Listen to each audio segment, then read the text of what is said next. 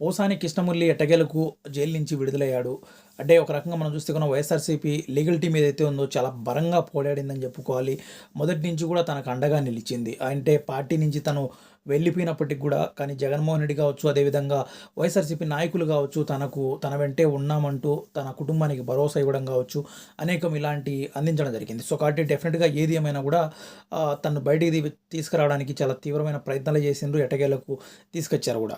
ఒక రకంగా మనం ఆహ్, పోసాని కృష్ణమురళి రిలీజ్ అయిన విజువల్స్ కూడా ఒకసారి చూస్తే గనుక ఆయన తీవ్రంగా మనస్తాపం చెందినట్టు కనిపిస్తుంది. అదేవిధంగా తన హెల్త్ పరంగా కూడా చాలా వరకు చాలా ఇబ్బందికరమైన పరిస్థితిలో ఉన్నట్టు కూడా కనిపిస్తుంది. డెఫినిట్‌గా వచ్చేసి చాలా మానసికంగా దెబ్బతిన్నట్టు కూడా కనిపిస్తుంది. అంటే దాదాపు వచ్చేసి 18 కేసులు తన మీద 18, 19 కేసులు ఉండడం, అదేవిధంగా జిల్లాల వారీగా తిప్పి మరి తనను ఇబ్బంది పెట్టడం, అదేవిధంగా బెయిల్ వచ్చింది అన్న సమయంలోనే కొన్ని కేసులు మరోచోట కొన్ని కేసులు నమోదు కావడం.